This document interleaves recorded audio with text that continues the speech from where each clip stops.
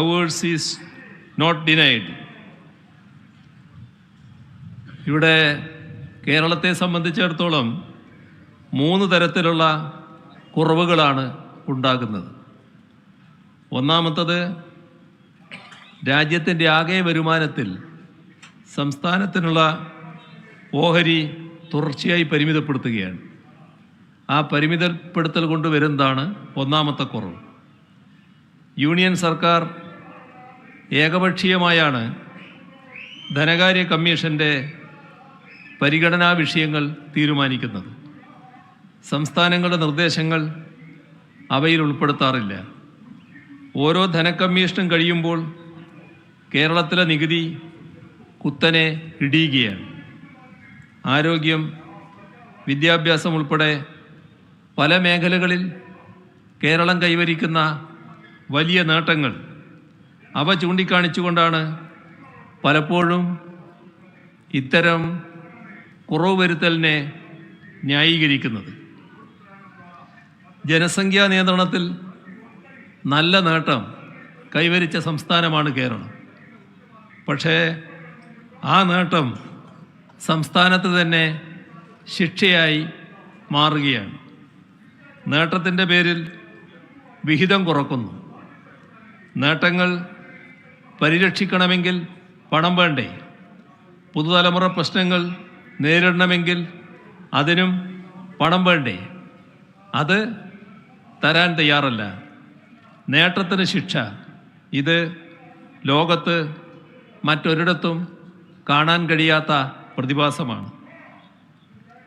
രണ്ടാമത്തേത്, കേരളത്തിന് യൂണിയനിൽ നിന്ന് വിവിധ ഇനങ്ങളിൽ ലഭിക്കേണ്ട തുകകൾ വൈകിക്കുകയാണ്.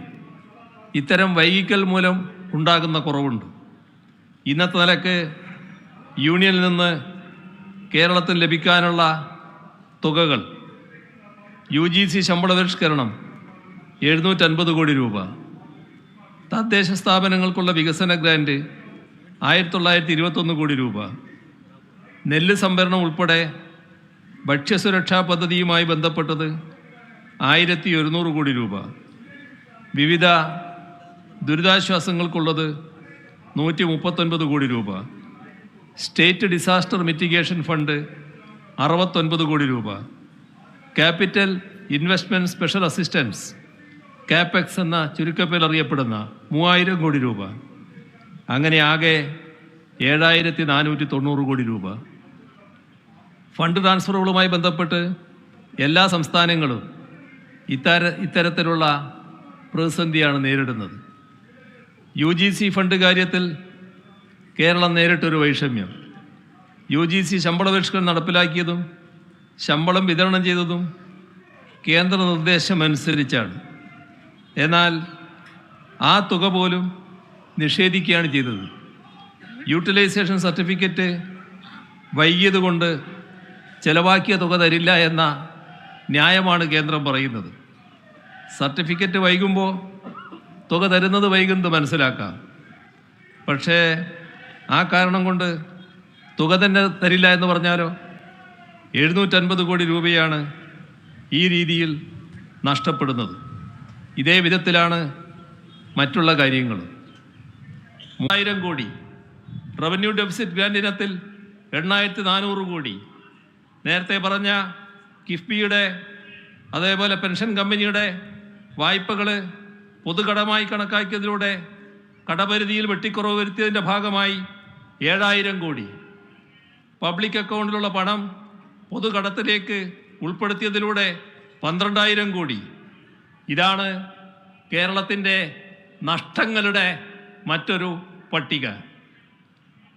കേന്ദ്രത്തിൻ്റെ സംസ്ഥാന വിരുദ്ധ നടപടികളുടെ തുടർ പരമ്പര ഉണ്ടായത് ഏത് ഘട്ടത്തിലാണ് എന്നതുകൂടി നാം ഇവിടെ ഓർക്കണം.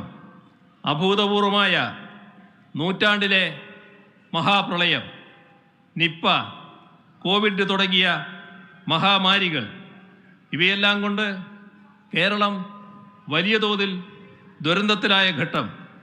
വല്ല വിധേനയും അതിൽ നിന്ന് കരകയറി ഒന്ന് പച്ചപിടിക്കാൻ കേരളം തീവ്ര ശ്രമം നടത്തുമ്പോൾ പ്രത്യേക സഹായത്തിലൂടെ സാധാരണ നിലയിൽ കേന്ദ്രം ആ സംസ്ഥാനത്തെ പിന്തുണയ്ക്കുകയാണ് ചെയ്യേണ്ടത്. എന്നാൽ അതേ ഘട്ടത്തിൽ തന്നെയാണ് ഈ ദ്രോഹ നടപടികളുടെ തുടർച്ച സംസ്ഥാനത്ത് നേരെ ഉണ്ടായത്. എത്ര ക്രൂരമാണിത്! ഇത് ചൂണ്ടിക്കാട്ടുമ്പോൾ രാഷ്ട്രീയ പ്രേരിതം എന്ന് പറയുന്നത് മനുഷ്യത്വമില്ലായ്മ കൊണ്ടാണ് എന്ന് മാത്രമേ പറയാനുള്ളൂ. പ്രതിസന്ധികളുടെ ഘട്ടത്തിലും രാജ്യത്തിന് തന്നെ അഭിമാനകരമായ അനവധി നേട്ടങ്ങൾ കേരളത്തിന് സ്വന്തമാക്കാനായിട്ടുണ്ട്. നീതി ആയോഗിൻ്റെ ദേശീയ മൾട്ടി ഡയമെൻഷൻസ് ദാരിദ്ര്യ സൂചികയിൽ കുറവ് ദാരിദ്ര്യമുള്ള സംസ്ഥാനം, നീതി ആയോഗ് തയ്യാറാക്കിയ സുസ്ഥിര വികസന സൂചികകൾ പ്രകാരം രാജ്യത്ത് ഒന്നാമത്തെ സംസ്ഥാനം, 2021 പബ്ലിക് അഫയേഴ്സ് ഇൻഡെക്സിൽ 1-ാം സ്ഥാനം, കേന്ദ്ര വിദ്യാഭ്യാസ മന്ത്രാലയത്തിൻ്റെ മികവിൻ്റെ സൂചികയിൽ 1-ാം സ്ഥാനം, നീതി ആയോഗിൻ്റെ ആരോഗ്യ സൂചികയിൽ 1-ാം സ്ഥാനം, ഏറ്റവും കൂടുതൽ സൗജന്യ ചികിത്സ നൽകിയ സംസ്ഥാനത്തിനുള്ള കേന്ദ്ര സർക്കാരിൻ്റെ ആരോഗ്യമന്ത്രൻ പുരസ്കാരം, ഇന്ത്യ ടുഡേ നടത്തിയ ഹാപ്പിനെസ് ഇൻഡെക്സ് സർവേയിൽ 1-ാം സ്ഥാനം തുടങ്ങി അസംഖ്യം നേട്ടങ്ങൾ കഴിഞ്ഞ 8 വർഷക്കാലയളവിൽ കേരളത്തിന് സ്വന്തമാക്കാനായി. കൂടുതൽ മികവിലേക്ക് പോകാൻ കേരളത്തെ സാധാരണഗതിയിൽ യൂണിയൻ സർക്കാർ പിന്താങ്ങുകയാണ് വേണ്ടത്.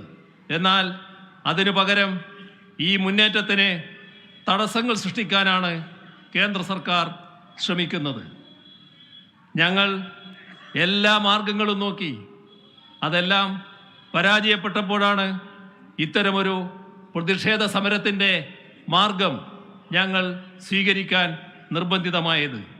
നഷ്ടങ്ങളും വിവേചനങ്ങളും ചൂണ്ടിക്കാട്ടി കേന്ദ്രത്തിന് പലവട്ടം കത്തുകൾ അയച്ചു, നേരിട്ട് പോയി സംസാരിച്ചു. സമഗ്രമായ ചിത്രം കേന്ദ്ര ധനമന്ത്രിയടക്കം ധരിപ്പിച്ചു. പ്രധാനമന്ത്രിയടക്കം രേഖാമൂലം ബോധ്യപ്പെടുത്താൻ ശ്രമിച്ചു. 1 വർഷത്തിലേറെയായി നിരന്തരമായി എല്ലാ വഴിക്കും ശ്രമിച്ചിട്ടും കേന്ദ്രത്തിൻ്റെ ഭാഗത്തു നിന്ന് ഒരു പ്രതികരണവുമില്ല. ഇത്തരമൊരു സാഹചര്യത്തിൽ മറ്റൊരു വഴിയുമില്ലാതെയാണ് ഇത്തരമൊരു സമരരംഗത്തേക്ക് കേരളം വന്നത്. സംസ്ഥാനങ്ങളുടെ അധികാരങ്ങൾക്ക് മേൽ നടത്തപ്പെടുന്ന കയ്യേറ്റങ്ങളുമായി ബന്ധപ്പെട്ട് സംസ്ഥാനങ്ങളെ ആകെ പൊതുവായി ബാധിക്കുന്ന കാര്യങ്ങൾ, അത് നാം ഒന്നിച്ചു നിന്ന് നേരിടേണ്ടതാണ്, കൈകാര്യം ചെയ്യേണ്ടതാണ്.